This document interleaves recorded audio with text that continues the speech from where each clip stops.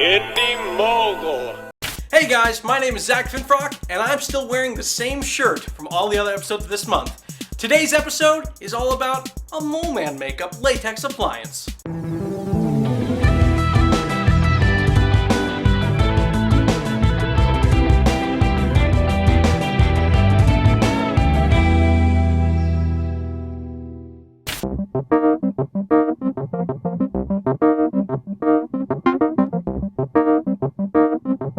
So, a Mole Man makeup.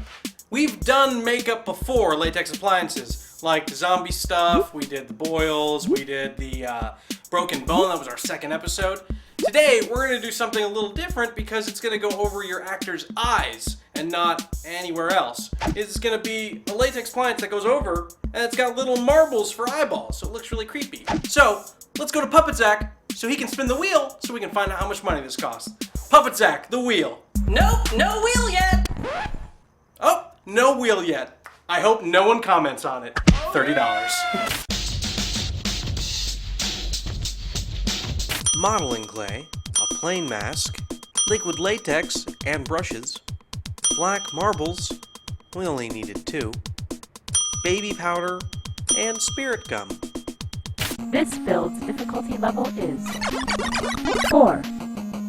Simple time lapse. Woo! The first thing I did was put the clay on the mask.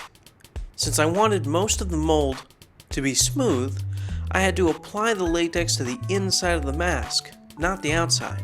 I put the clay in the eyes of the mask and formed them to how I needed them. I then made eyelid marks and placed the marbles in the clay. My mold looked like this. Next, I took the liquid latex and started adding layers of it in the mask. I used a hairdryer to speed up the drying process. I made about 9 layers of this. I just kept adding layers until I couldn't see the black marbles anymore. Next, I took the baby powder and started to remove the latex from the mask. Make sure you use plenty of this so the latex doesn't tear. To apply this to the actor, you first need to make tiny pin-sized holes right where the actor will be looking through to make sure they can see. Next, I added plenty of spirit gum on the actor's face so the latex would stay in place. After that, I put a few layers of latex around the appliance to seal the edges. The last step was to add the makeup. I started to add a foundation to the actor, but found out it doesn't stick too well to the latex. Luckily, Sarah had plenty of stage makeup to make it blend much easier. To add the eyes to the appliance, I just used sticky gum. We added a pair of glasses and a hat to kind of hide some of the edges. And we were done.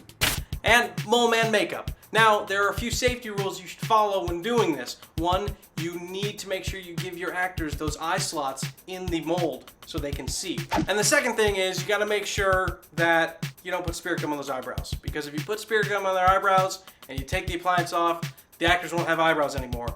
Then they won't want to act for you in your films. Then you won't have actors, and then you won't be filming movies, and no one wants to not be filming movies. So just don't do it. Test film trailer? Test film trailer.